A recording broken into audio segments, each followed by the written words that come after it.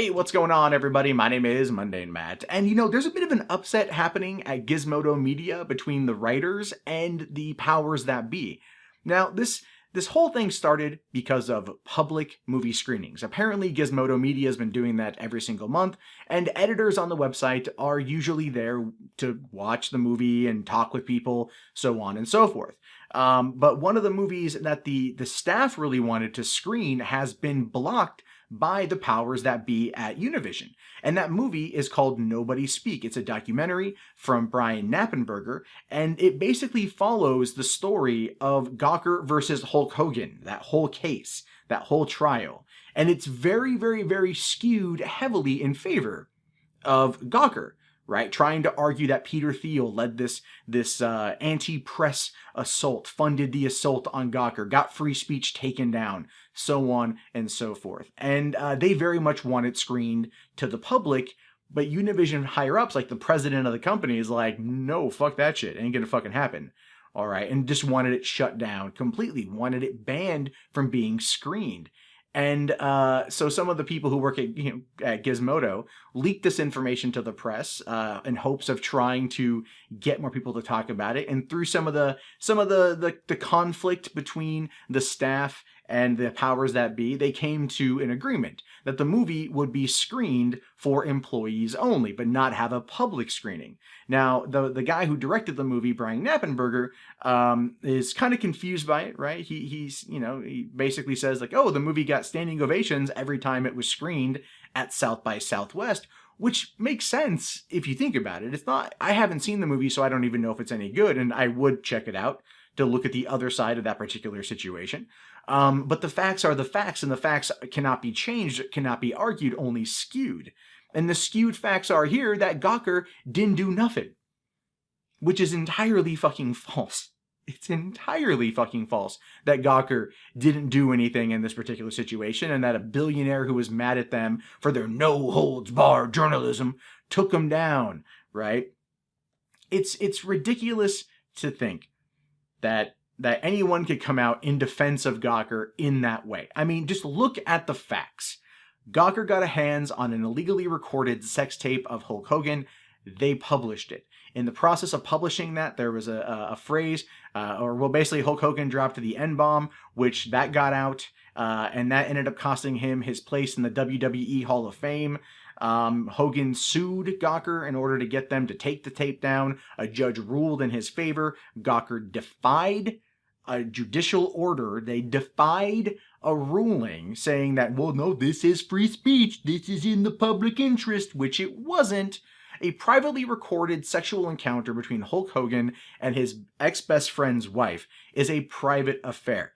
Is it fucked up of Hogan to bang his bestie's wife? Yes, totally fucked up. But is it public information? Is that public knowledge? Is Hulk Hogan dropping the N-bomb in that particular phrase also public knowledge or need to be? No, it's not. It's not in any way, shape, or form in the public interest to have a privately recorded, illegally recorded sex tape placed out there, because at anything, both Hulk Hogan and Bubba the Love Sponge's wife had their constitutional rights violated, and no one gave a shit. Very similar to Donald Sterling when he was illegally wiretapped in his own home by his ex-girlfriend. No one cared about his constitutional rights. And that's ultimately what the case of Gawker versus Hulk Hogan, or Hulk Hogan v. Gawker, came down to, was privacy, constitutional rights, and Gawker and Nick Denton, were like, the freedom of the press, oh my God, we're under attack. They weren't under attack because this is what they did. This is exactly what they set out to do. They like to destroy. That's all they want to do. And now that they're owned by Univision, they're still trying to be that particular way, but they're restricted by the powers that be, which I think is pretty fucking hysterical if you ask me. So you've got this whole situation where they're trying to showcase this documentary, and they're being blocked by the people above. And you know what? They're, I think, right to do so. I think the owner of Univision, the president of Univision, doesn't want that kind of controversy. And to be fair, he's right to not want it. They dropped $135 million to buy a brand that was in fucking tatters. All right. And they only spent that amount of money on it to bail Nick Denton the fuck out. And now they're dealing with all the other bullshit that Gawker normally did, just under a different fucking name. Look at the whole Palmer Luckey watch. You got one dude who's been trying to fucking e-stock Palmer Luckey, one of the Oculus creators, to get him whatever. It's like turned into this thing. It's stalking essentially, and no one gives a shit. Right? No one's calling out Gawker on a professional level, or sorry, Gizmodo on a professional level to get them to shut the fuck up. But when talking with the filmmaker, he says here, I was definitely enthusiastic about it, and I still am. While I understand the film is controversial and provocative, we come out hard in support of a free and independent press, so obviously my first instinct is to share our work with the writers at the heart of the story.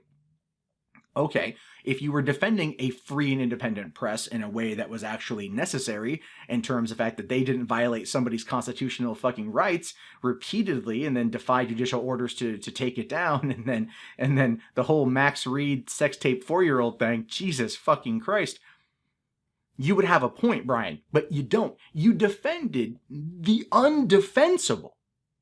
Right? Look, I'm a person who can at times defend things that people out there will hate me for defending, but I usually have a sound argument.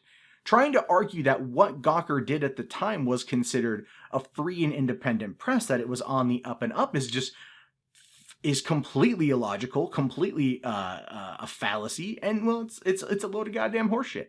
At no point what they did was right, as I explained. Privately recorded information being leaked to them that's not in the public interest is a violation of Terry Boella's constitutional rights. Terry Boella is Hulk Hogan, for those who don't know. All right, his rights were violated, and in the end, he won a huge fucking settlement, and he scuttled an abhorrent, shitty organization that does nothing more than set out to hurt people. If the Society Professional Journalists Code of Ethics, one of their main points is minimize harm, that is the exact opposite, the antithesis of what Gawker did. And now they're gone, and you defending them? Come on, man. There's better things out there to defend. And I've defended some shitty fucking people from the media line about them and everything else. And what you've done, you're not defending Gawker. You are lying on behalf of them. And that will bite you in the ass one day, because everyone's going to know how full of shit you and your documentary fucking are. But anyway, what are your guys' thoughts on this? Let me know in the comments below. My name is, of course, Mundane Matt. I will talk to you guys later.